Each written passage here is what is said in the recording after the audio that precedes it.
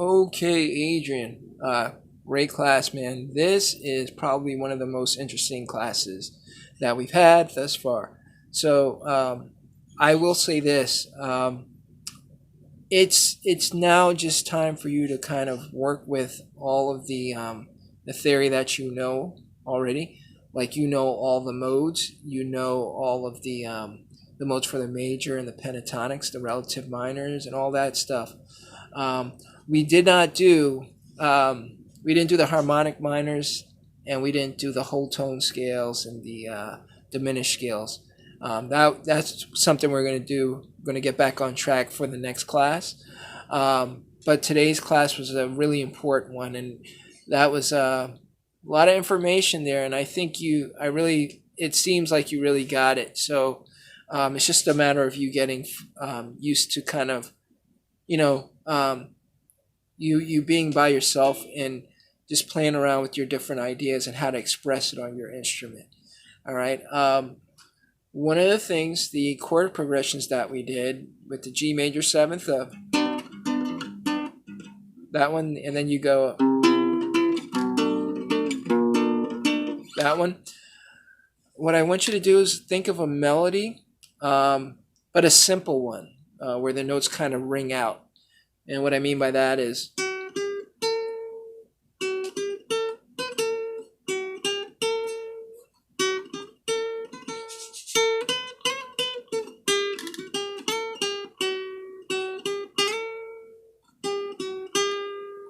now you don't have to do that melody. It's just whatever you do decide to do as far as a melody for that song. Um, Let it ring out, because I'm thinking of that because the theme that I gave you for that, the little visual of being with your son at the lake or at the creek or whatever, and you're just kind of fishing and you're holding on to that moment. How do you play that melody? And what you did there was fantastic, because you went into something nice and mellow, but special, and that's kind of what you want to do. Um, do not play that too soft. Don't play the chords too soft, but um, that manner in which you played it, that's what you want to go with. Okay, and the melody, what will happen is the chord progression and the way that you play the chord progression will will stir you up to try to match that moment, that feeling in your solo whenever you or the melody that you create.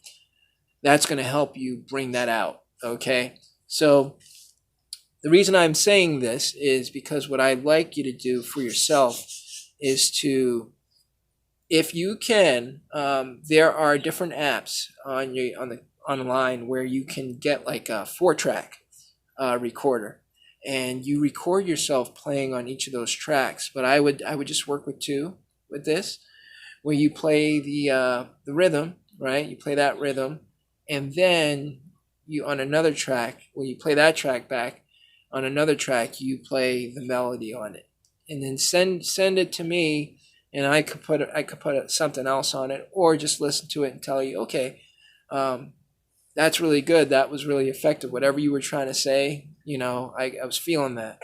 Um, but yeah, just try to put yourself in a place, and I think recording it and playing along with it will help you a great deal. I'm going to listen to the file too that you sent me. Anyway, work with that. I really, and that's in G. Okay. I do like the one where I'm probably going to mess it up, but it's E minor seventh and the D seven and the C major seventh and the B minor seventh.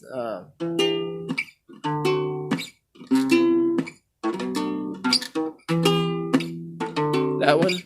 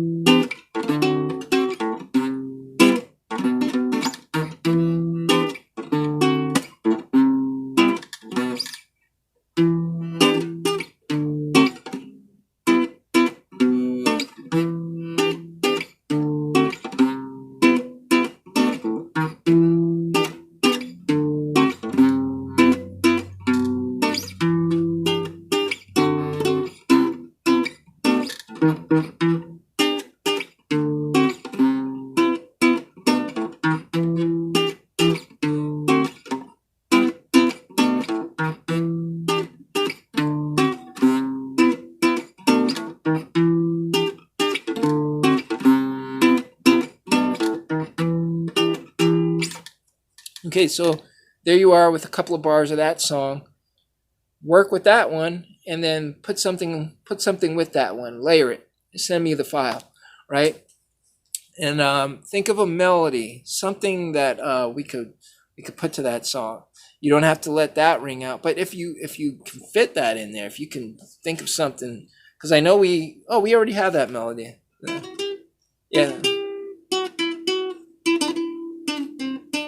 What I was also thinking is we could do a half step there, because if it's in the key of G, I think it might be in the key. Oh no, that's, yeah, no, we're right. Yeah, do the C. I was thinking maybe we could put a C sharp in there, but no, that's okay. What we have is good. But work on that melody, and we're gonna add a change in there somewhere. Okay, to really spicing it up. Okay, so we have that. Send me whatever you come up with that one. Autumn leaves. We have to work on that one. Work on autumn leaves, because I'm hearing it's coming easy for you. You're following that pretty well, that song. I know you didn't get a chance to work on it, but you're more familiar with it than before, so that's going to be a good thing too.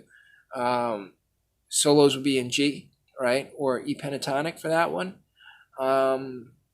Also, we have the one that we just did with the G major seventh into the C major seventh. Yeah, work on that one. That's a good one. Also the pentatonics when you use your pentatonics, I want to see you do more sliding into your notes. Do some more of those. Also, kind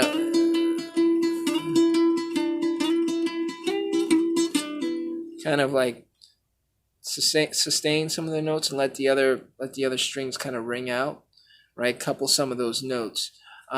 Also, I want to see the coupling with the octaves.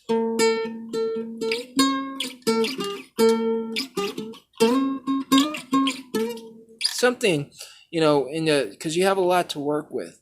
Of course, the sweeps when you're doing the major solos, when you're doing solos in the major scales.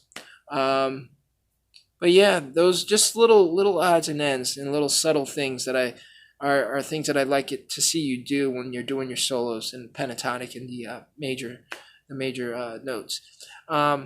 If you have any questions, let me know. I think that's it for now, and I'll send you anything else that might come to mind. But you're doing a fantastic job, and it's going to be very challenging from this point on, because it involves what's inside of you and not what's on the guitar. It's basically what's inside of you. If you look at this hole is kind of by your core, right? That's what's coming out of this instrument, what's inside of you. And yeah, man, share your thoughts, express your thoughts to your audience, so we could feel what you're trying to say, feel what you're feeling. All right, man. Thank you very much. You did a fantastic job. I will see you next Wednesday. All right, man. God bless.